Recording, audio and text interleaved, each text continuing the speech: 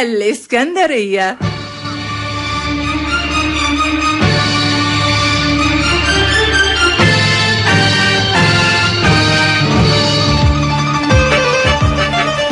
في حب الإسكندرية الجميلة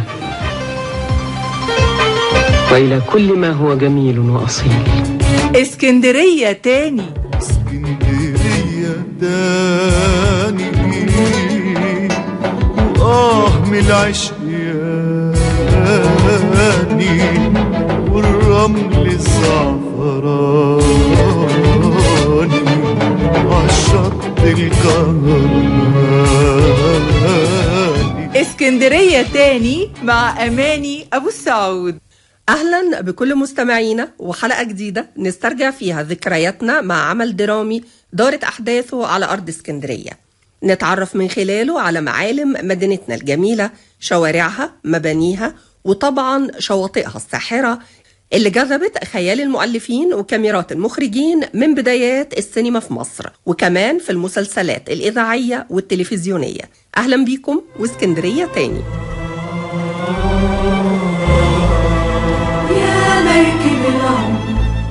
المسلسل اللي معانا النهاردة المرسى والبحار، تم عرض المسلسل عام 2005. السيناريو والحوار محمد جلال عبد القوي، والإخراج لأحمد صقر.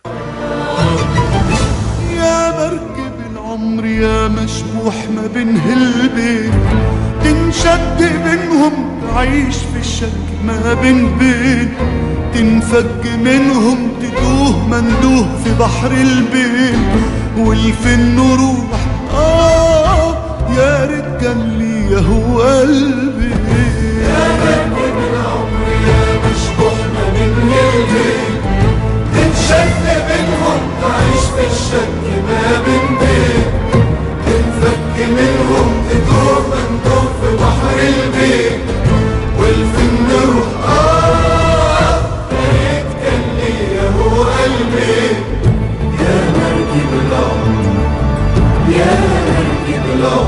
المرسى والبحار بيستعرض قصة كفاح البطل العربي اللي بيمتلك أسطول من مراكب الصيد في اسكندرية، لكن بيتعرض لأزمات مالية متكررة، وبيحكي عن أحلام فارس في السفر لأوروبا ورفضه فكرة ارتباطه ببنت خاله اللي بتحبه وبترتبط بيه عاطفيا من أول ما اتنقلت للحياة مع أسرته بعد وفاة والدها.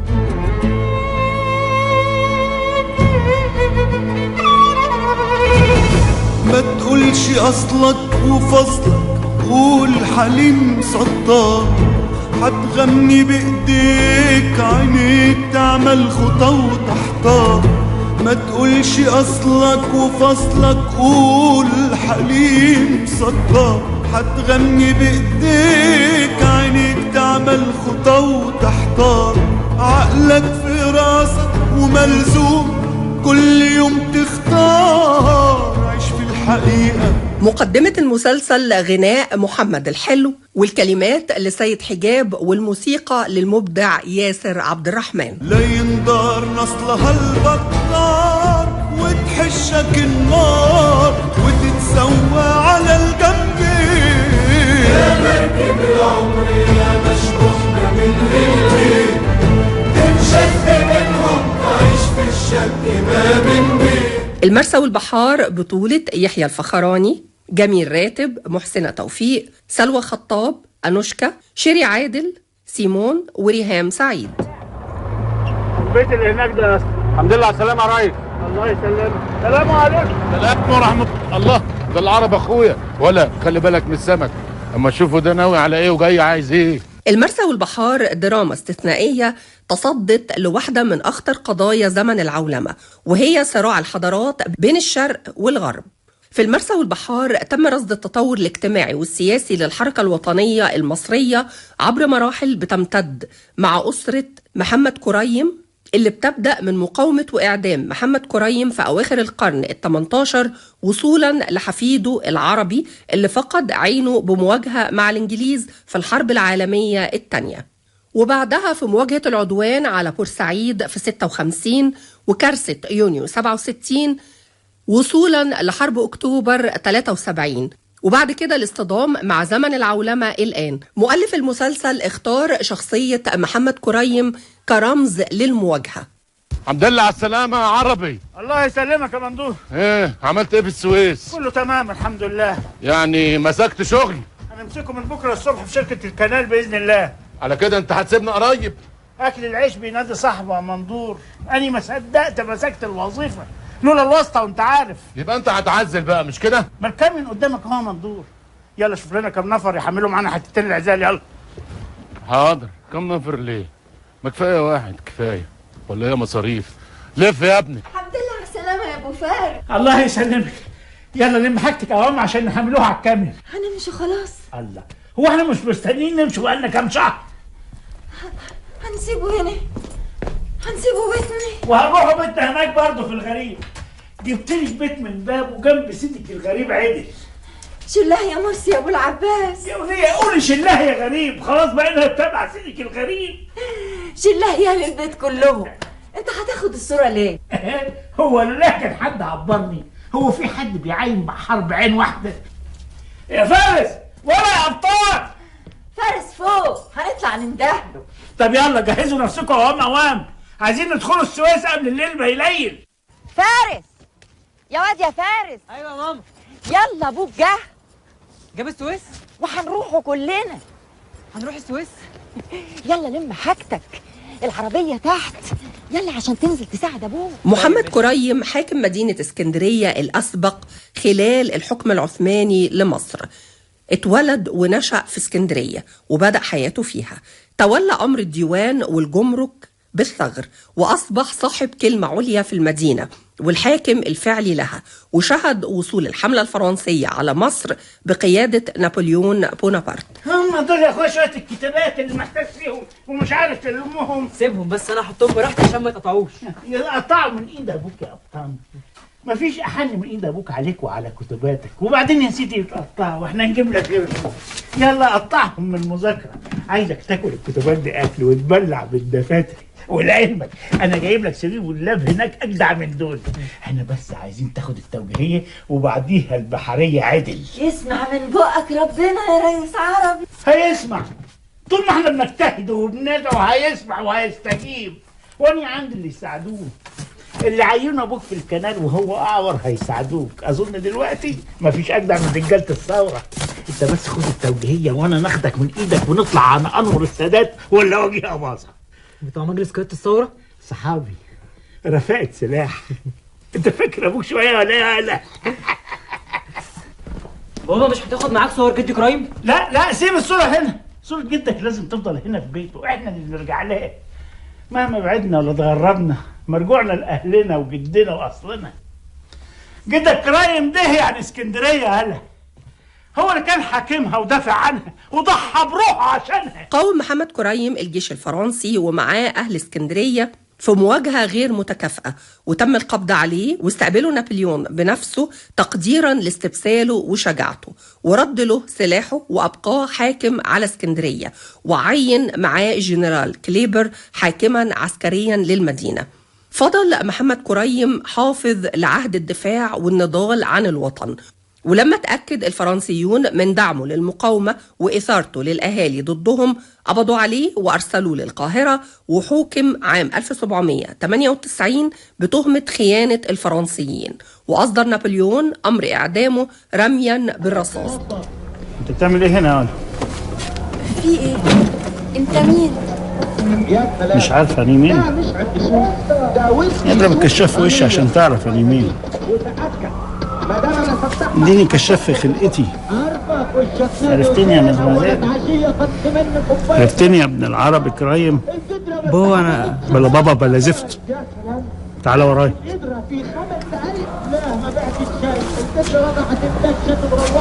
فين يا ولد؟ سيلفو بلاي يا عم، من فضلك. من فضلك ده ايه؟ ما يصحش كده. هو ايه اللي صح؟ اللي بيحصل ده هي صح. عيب كده احنا في وسط السيبه قدام الناس. لو فارس مشي انا مش همشي. يعني ايه؟ هقعد في السينما لوحدي، يبقى فارس عزمني وسابني ومشي. وليه ما تمشيش معانا؟ وليه ما نقعدش نتفرج في السينما زي الناس دي كلها؟ ايه الغلط؟ انت كمان مش شايفه اللي عملتوه ده غلط؟ ان كان في حاجة غلط يبقى اني اخترت فارس عشان برتاح له وبثق فيه. هو لازم اكره فارس وفارس يكرهني يا انكل؟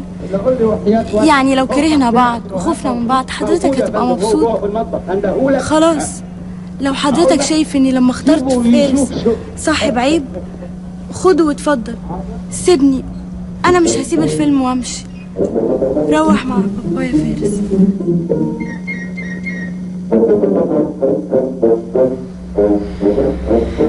اقعد يلا، ما تقعد.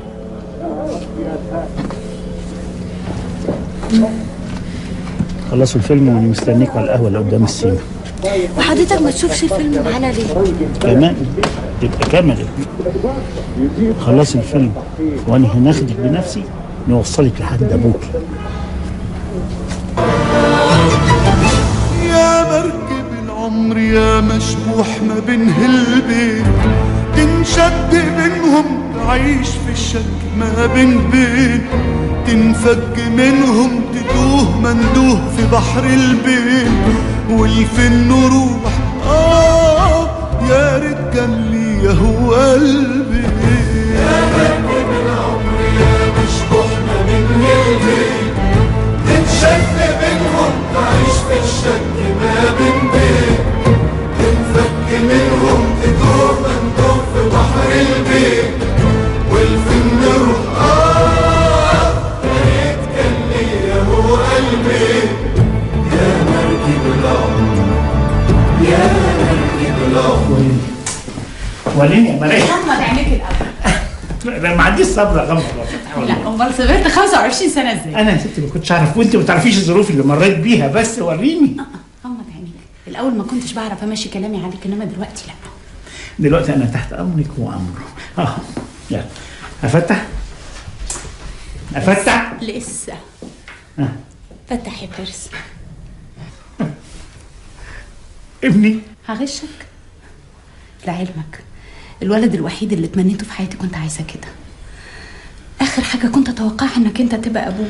انا اب الاجمل ابن في الدنيا.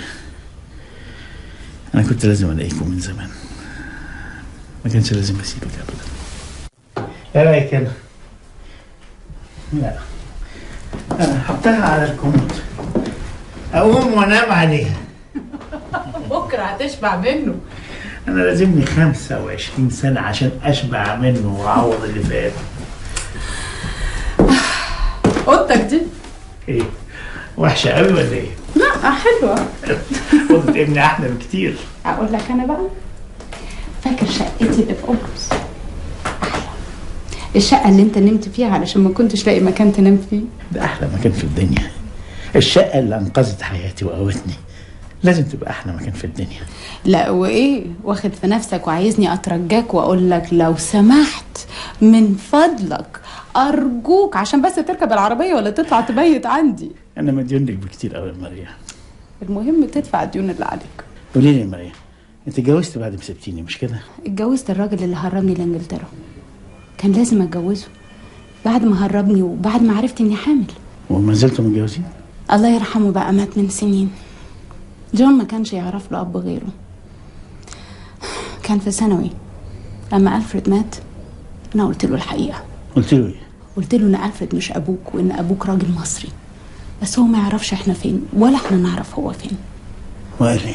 ولا حاجه. قال انه هيخش الجيش ويبقى ضابط علشان ما يبقاش محتاج لأب، لا المصري ولا الانجليزي. طب يلا مين نتغدى؟ انا جعت. مش شايف ان احنا محتاجين نغير هدومنا؟